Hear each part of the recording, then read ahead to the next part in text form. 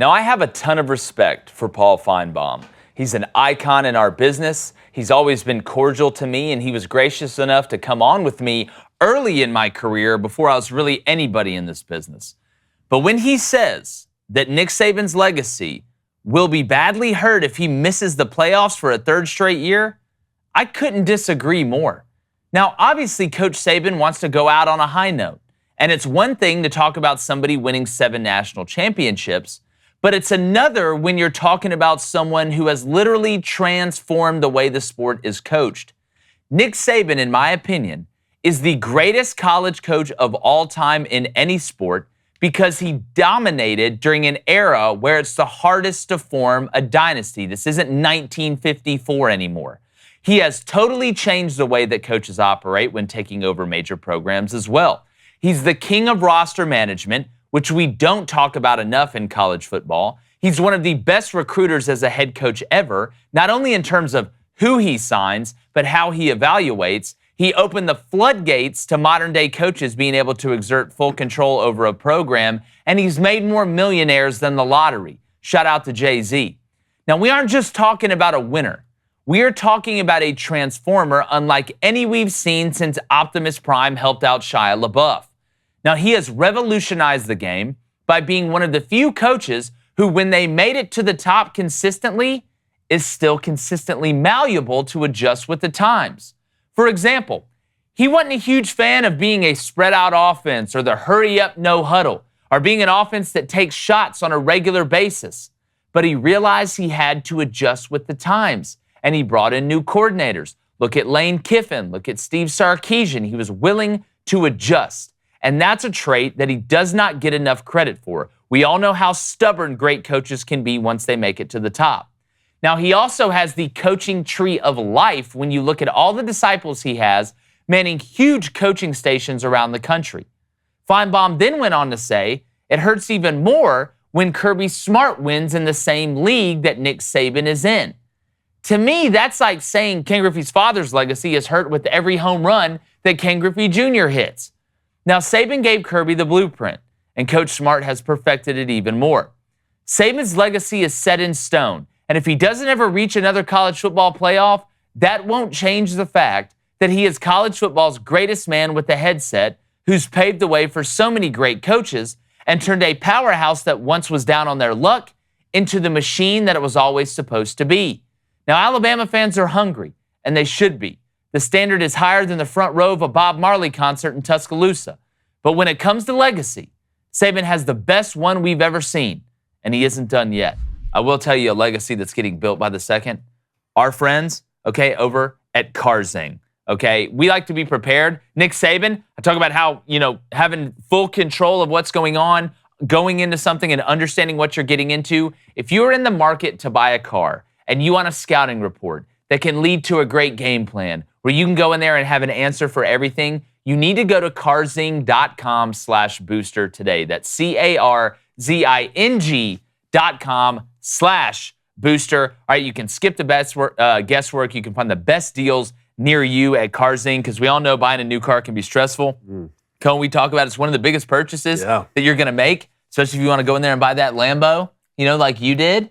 Yeah. Like me? Yeah, like you, that Lambo. Like me? Tipping on 4.4s. Wow, man. Yeah. You must have seen Elon driving around. That may have been Elon. That may have been the electric Lambo. Can you hop in a Lambo? This guy. Can you get in a Lambo? Huh? Can you get in a Lambo? Look, I'll figure a way out. They got to do like... I didn't realize Carzing had the Lambo hookup, too. Yeah, they got to do it like Shaq and take the back seats out. Oh, yeah. But in all seriousness, it completely changes the way that you buy a car online. They provide you with everything that you need before you step foot in the dealership. You can pre-qualify online without affecting your credit score, which is big. Get instant financing details. You know what your down payment's going to be, monthly payment term, APR. It puts you so far ahead, and you can find the right car at your ideal budget, Blaine. I love that. Hey, and the budget's huge. Hey, even if you're not in there, really want to pull the trigger. You want to just know, you want to test it. You want a little 50 cent if you're going to be a window shopper. Dip your toes in it. And they can help you and find you right where you need to be and it's comfortable. Hey, you're safe here. Yeah. Carzing, you know where Carzing is? Tell them, Blaine. It's in the trust tree. That's exactly right. They're right there just hanging out. So go to carzing.com/booster today to skip the guesswork and find the best deals near you. That's carzing.com/booster. I'm going to go and bring in my co-host, David Cohn, former Michigan quarterback, from Western State, Colorado wide receiver Blaine Crane. And look, David, I'll start with you. Nick Saban, I don't think, has gone 3 years in a row at Alabama without winning a national championship. And we have a clip of a little bit of what Finebaum said, and I want to play that. But to me, this story was written into the tablets and buried in Samaria a while ago. Let's play this clip. But if for some reason Alabama does miss the playoffs again this year, are we going to be talking about Nick Saban's legacy in a different light? If he is in the same league as somebody who has now, at the end of the season, won 3, then that's a big hit on his legacy. And I think you also have to question Saban for what happened last year. He had the best team in the country going in. They were nearly unanimous. And at the NFL draft, in case anyone wasn't paying attention, let me refresh your memory. He had the best offensive player and the best defensive player, Will Anderson on defense, and of course the Heisman Trophy winner from 2 years ago and the #1 pick, Bryce Young, on offense. And with that, he still couldn't get it done. The defense let him down. There were mental lapses across the board. They had 17 penalties in the Texas game. I think they had just as many against Tennessee. And some of the coaching was subpar too. And, I mean, Nick Saban, I've never seen a Nick Saban team get scorched like they did in the final minute against Tennessee in Knoxville when Hendon Hooker led that team down the field in 4 plays and kicked a field goal and sent Alabama home a loser. So those are serious questions. 15 straight years of double-digit wins. You lose one game late to Tennessee. How many times have Bama beaten Tennessee in a row? Like 14 times? You lose one game in the final second because Tennessee has the best offense they've had since, Peyton Manning or T. Martin was running around. And all of a sudden now your legacy's tainted. The Kirby argument to me makes no sense. It's basically not his son by blood, but that's his protege, one of his 3 to 4 tightest proteges. At some point, the table was going to turn. And just because the media thinks your team is the unanimous... Georgia was the best team in the country last year. Georgia was the best team in the country, hands down, from top to bottom. Just because the media says that your team should be the unanimous favorite doesn't mean that they are at the end of the day. I get that it's talking season. I get that it's making the rounds. We're talking about it on our show. But this man is the GOAT, and it's not even close.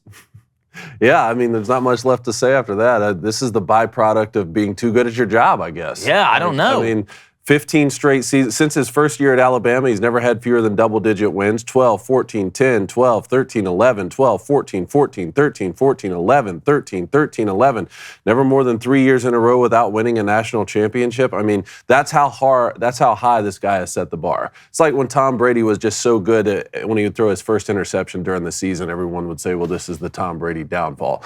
I guess that's just what happens when you set the bar that high, and maybe it's like an evening out in society or something. When you're so good, you have so many championships, so much money. The fact when you don't win one for like 2 years in a row, everyone's like, oh, well, we got to bring Nick Saban down while we can because he's probably going to win the championship this year. Yeah. I mean, Blaine, like the bar on the bottom of that screen said finished with 2 regular season losses. Like, that's just the worst. Like just the city got invaded. Like, Tennessee just got invaded. What are we talking about? I mean, Paul did this on purpose. For sure. We know deep down, I don't think Paul Finebaum believes this. No. I mean, even you called Nick Kirby's father in the monologue. Yeah. That's how you know it's real. He's 189-27, 9 national championship game appearances, 6 natties, 8 SEC championships, 44 first-round picks in NFL draft since 2007. What are we talking about? I mean, even if you had the best team, you could say, I would say the best 2 players. I don't think you have the best 2 players. It makes you have the best team. I thought Georgia's roster, comparably, you could argue when it comes to Alabama's roster from last year. But no, I'm not surprised by this. This is just ESPN in a nutshell. They're going to say whatever they got to say to stir up some controversy. No way. The only way Saban can hurt his legacy if we all find out there's a mastermind plan of him trying to take over the world. Yeah. And that might hurt it. Or something off the field. That's fair enough. Yeah, it's fair enough to question Joe Paterno's legacy after what happened. Like, if he's been kidnapped. It's a question to ask, what did he know, what did he not know? Like something like that. What are we talking about on the field here? There's nothing. He could go over this year, and in my eyes, it wouldn't hurt his legacy. Well, this is like saying Michael Jordan's legacy is tainted because of what happened with the Wizards. Like, it's the same thing. It's the same. And you know what? Nick Saban may mess around and win the whole thing this year. I don't think they will, but I wouldn't doubt it. I just, again, out of all the places you could have grabbed something, right, to make headlines, Nick Saban's legacy, I don't know. This ain't it, as we like to say. But before we get to the Booster Club, because we want to know what you guys think about it, make sure you hit that like button. Make sure you hit that subscribe button.